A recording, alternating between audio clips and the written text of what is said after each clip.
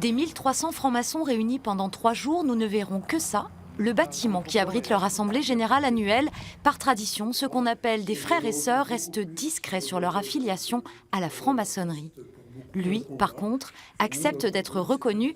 Il est le tout nouveau grand maître du Grand Orient de France, élu depuis jeudi. Pendant 1 an, c'est lui qui va chapeauter les 1300 loges françaises, soit 55 000 adhérents. La franc-maçonnerie attire beaucoup. Elle attire beaucoup les jeunes aujourd'hui. Nous faisons attention parce que nous essayons d'expliquer aux jeunes ce qu'est la franc-maçonnerie. Et ce n'est pas quelque chose qui peut les aider dans leur carrière, ça peut les aider dans leur développement personnel. C'est très facile d'entrer en franc-maçonnerie, mais il faut respecter bien sûr un certain nombre de valeurs et puis ensuite être assidu aux réunions, aux travaux, etc. C'est ici, dans une ancienne mairie, que se réunissent 2 fois par mois les francs-maçons rouennais inscrits au Grand Orient.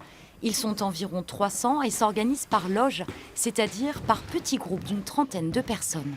Alors ici, c'est un des temples. Alors c'est un des temples. Les temples, ce sont des lieux de réunion. Il n'y a pas de lumière du jour. Il n'y a aucune lumière du jour dans un temple maçonnique. Alors sans doute c'est pour échapper au tumulte du monde extérieur et pour permettre une concentration de la réflexion beaucoup plus importante. La réflexion sur de grands thèmes comme la laïcité, la bioéthique, la solidarité, c'est à chaque membre ensuite d'aller transmettre le message dans son entourage. Nous avons eu dans les années 60 une option en faveur de la contraception et de l'avortement.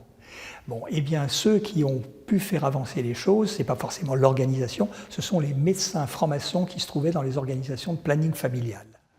Médecins, professeurs, magistrats, fonctionnaires de police, toutes sortes de métiers se croisent dans ces temples.